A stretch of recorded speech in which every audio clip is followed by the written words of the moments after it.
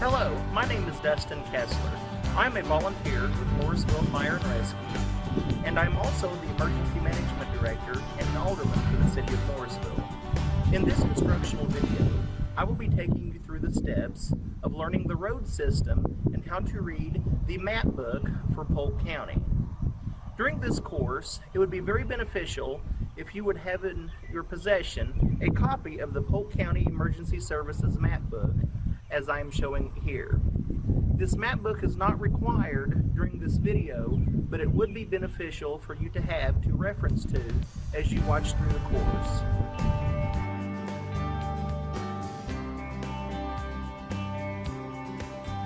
As a volunteer with Morrisville Fire and Rescue, it is important to be able to put your skill, knowledge, and abilities to use safely and effectively. However, in order to use those skills, you must be able to find out where you are going, how to get there safely and effectively. During this instructional video, I will be showing you how to use the County Emergency Services map book and to show you how to effectively find an address and how to choose some of the best routes to get where you are going.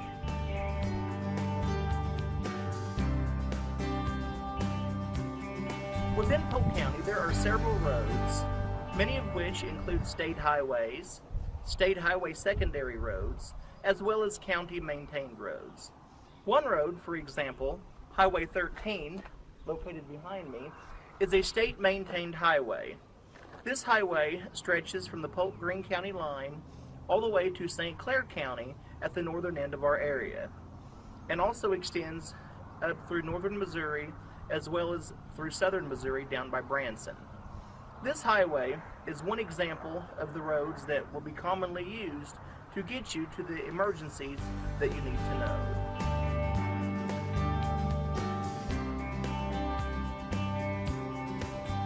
In the early 1990s, voters in Polk County approved a surcharge on landline telephones for the purpose of 911 services.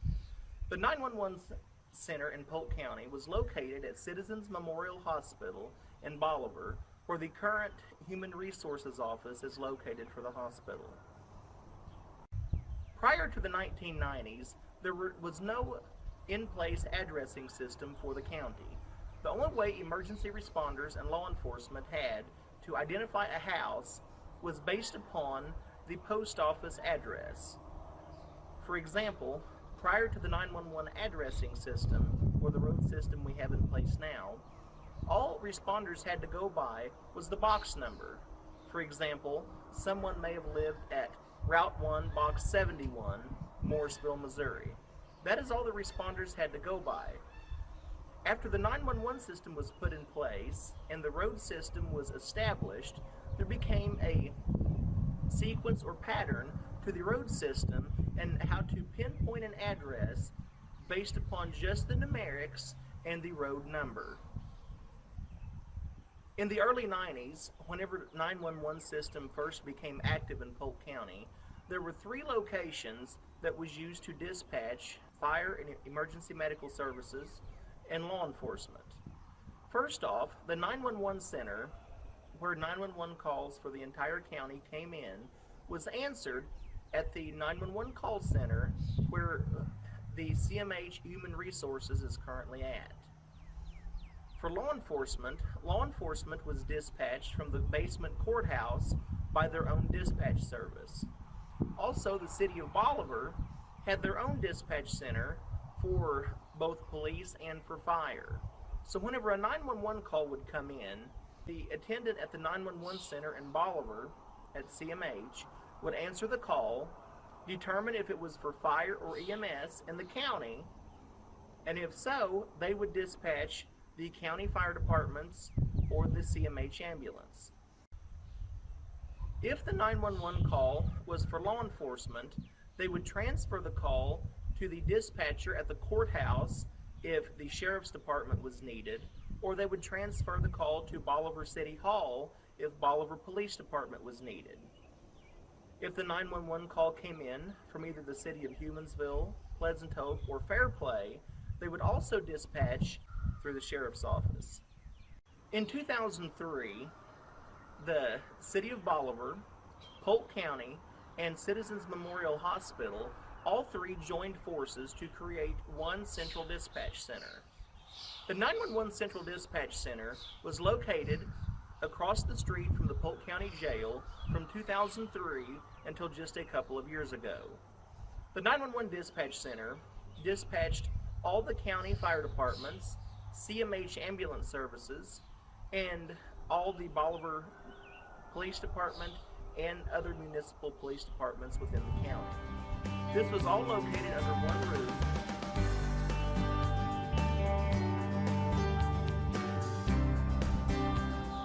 A couple of years ago, voters in Polk County voted to approve a sales tax to fund the 911 Center. When the sales tax was passed, the 911 Center no longer collected the phone surcharge from Windstream customers. After the 911 sales tax was passed, the dispatch center received more funds, which was necessary to staff the center and to upgrade equipment. One upgrade they made was by moving locations to the basement of the Windstream building located on the other side of Bolivar. They no longer operate at the facility across from the jail.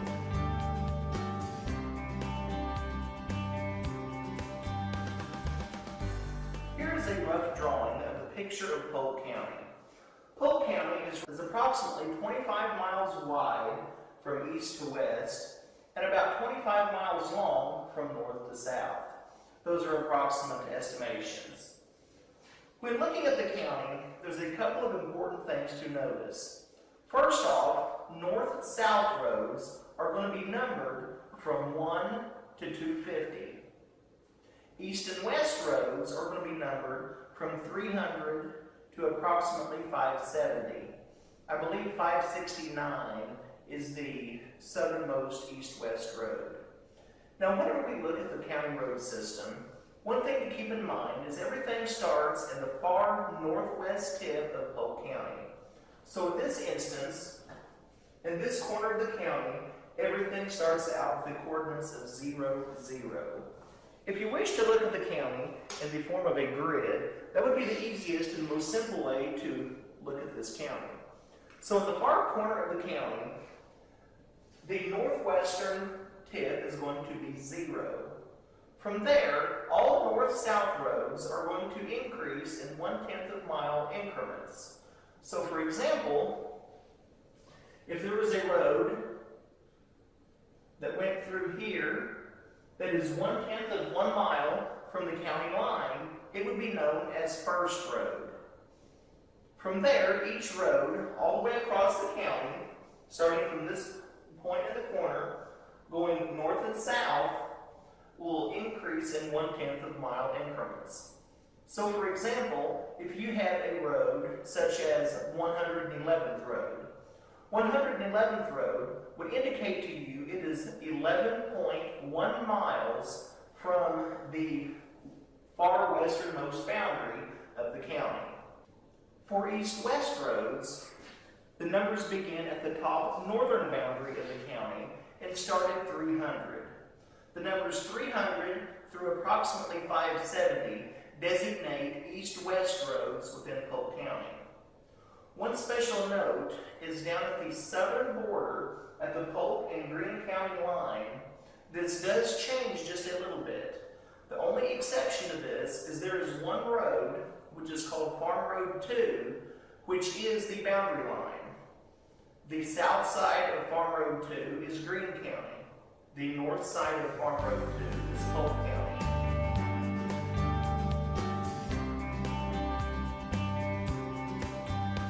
The next part of the county addressing system to understand about is with house numbers. A house number is going to help give you a cross point or a crosshair of where specifically on the map the address is located.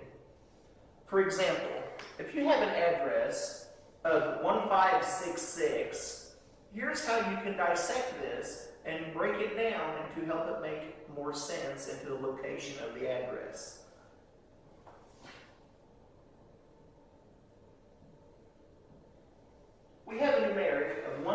1566, and let's say the road number is going to be East 565th Road. So this is our address, East 565.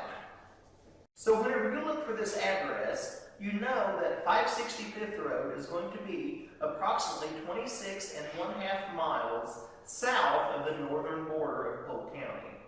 So it's going to be somewhere in the lower part of the county, close to the Polk County line. The next thing to note is the numerics of the address, 1566. When looking at the address, the last digit of this address only represents a lot number. A lot number is going to be, if there are multiple houses in that block, this is going to tell you which order the house is going to come in. So for each block, there is going to be 5 potential lots. The rest of the address, if you look here, the 156, this is going to give you a potential north-south road if one were to exist. So one way to look at that is if a road were going to go through that address, what would it be called? In this case, it would be 156th Road. So 156th Road would be just a little bit to the west of where this address is. The lot number, which is 1566, tells me it's going to be 6 lots east of 156th Road if it were to exist in that point.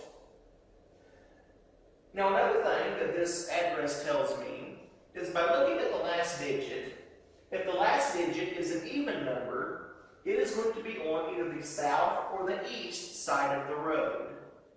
If the address were an odd number, it will be on the north or west side of the road. Here's another example. Let's use the address of 4745 South 124th Road.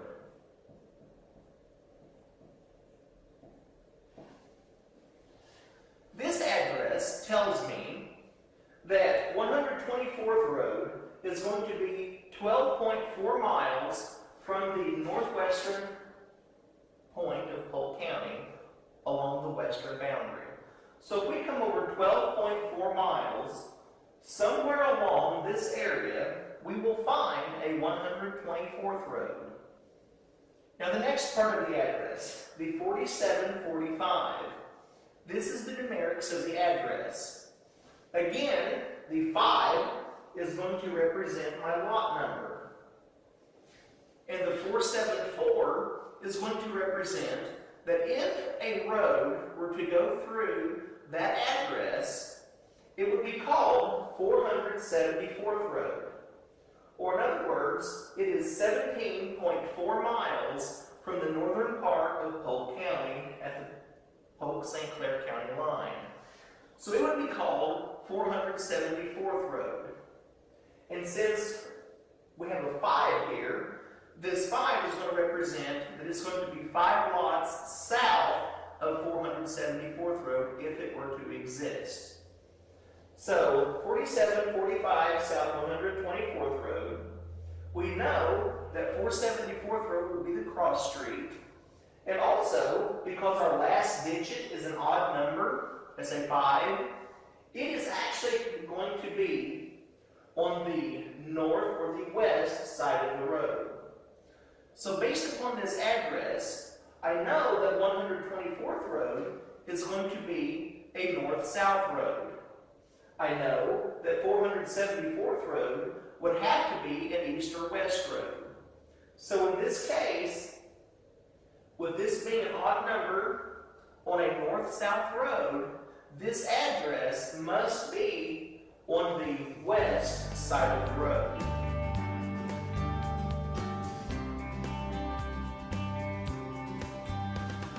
The next part of this instructional video is to show you how to use the Polk County Emergency Services map book, such as this one that I have here as an example. A couple of things to note about the Polk County Emergency Services map book is along the north and western sides of this book, there are some little outlines of both Dade and Cedar County along the west, and also Hickory and St. Clair County to the north. The reason these are on here is both Dunnigan Fire and Rescue and Humansville Fire and Rescue have part of their service area in those other counties. The map of their area and those other counties are included in this book for their service and to be able to find addresses in the other counties. Now, the other counties do not necessarily have the same kind of road system as we do, so it's imperative to understand how to use the map book to the fullest extent when looking for an address in another county if it is included in this book. If you notice at the top of your map book, you are going to see that the map book uses a coordinate system to help you pinpoint a map page in the map book.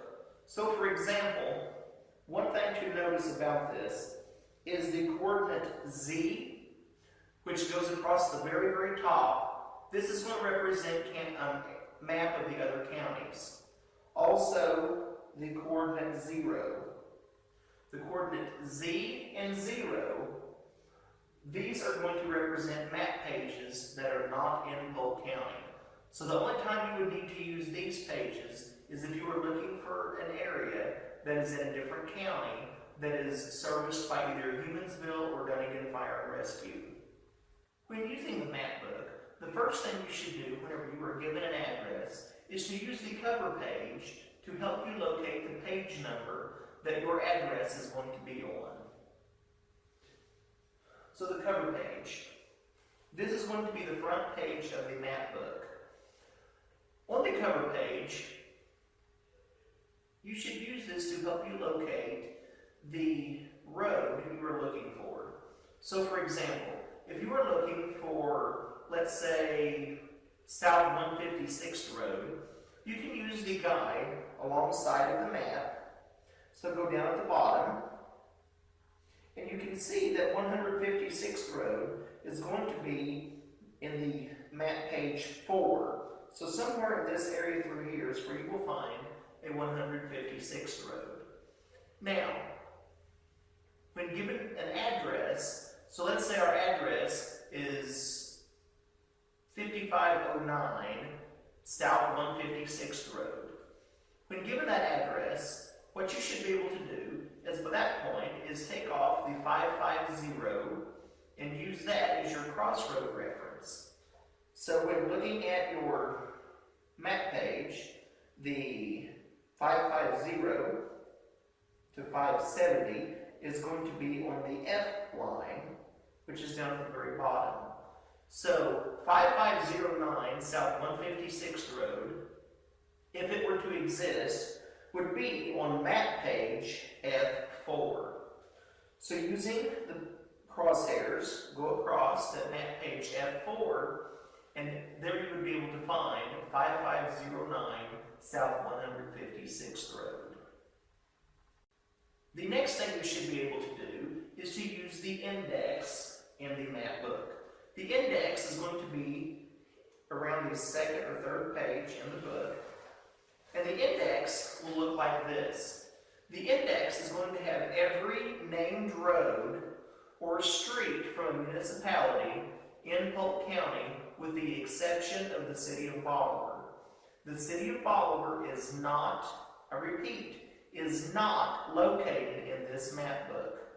The city of Bolivar has their own map book, and if responding to a call within the city of Bolivar, you may need to ask directions from Central Dispatch. But whenever using the index, one thing to note is all of the roads are in alphabetical order. Also, other points of interest or key landmarks are included in the index as well. One example of a key feature is something known as Flatbridge. Flatbridge is a common landmark that is known in Polk County and is located just outside of Bolivar. So if you were dispatched to Flatbridge, or if you were given the landmark of Flatbridge, you could look it up in the index. And Flatbridge, which is located on page 4 of the index, is going to be located on map page D4. D is in David, 4. Also, it is important to note that in Polk County, there are named roads as well. They are very few, but they do exist. Some examples of named roads in the Morrisville area include Grant Road, Valley Road, Valley Drive, and some others. But those are a few of the common ones. Also, there's another one called Brighton Lane. Those roads are very few and don't occur very frequently, but they do exist. And when you're given a named road, you may need to reference the index in order to find out which map page they are on. And typically with named roads, the numerics for the named road will still be on the same as on the county grid, with the exception of the addresses in Pleasant Hope, Humansville, and Fairplay. Those 3 municipalities have their own mapping and addressing system, but they are still included in this map book. However, you may need to reference to the local city government for the mapping pattern of how their addresses are made. The city of Morrisville uses named streets, for example, Elm Street, Maple Street, Ewing Street. However, each of those addresses are still marked along the county road system. So if you were given the address of 1151 Maple Street, the 1151 is still going to represent 5 lots east of where South 115th Road would be.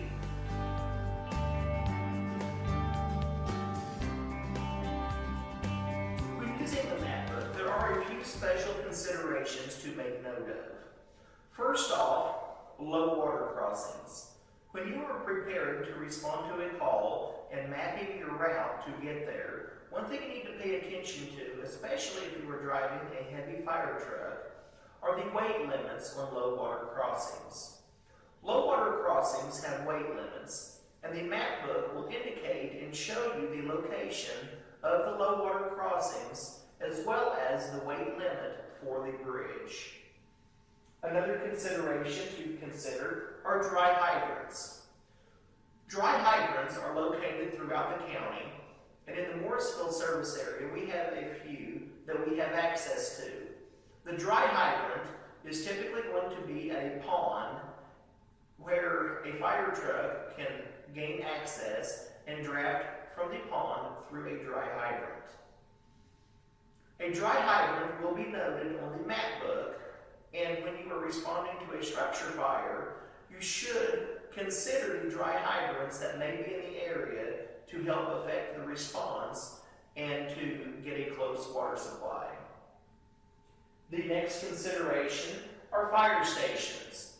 Fire stations are located in the map book as well as in the index as well. Fire stations are located throughout the county. Morrisville Fire and Rescue currently has 4 fire stations to serve the Morrisville area. The last special consideration is landing zones. There are certain locations within the county that are approved as landing zones where the helicopter from either CMH, St. John's, or Cox will land. The helicopters may request a landing zone, and it is your responsibility to determine a landing zone location. A landing zone may be done on site if the area is approved and safe to do so.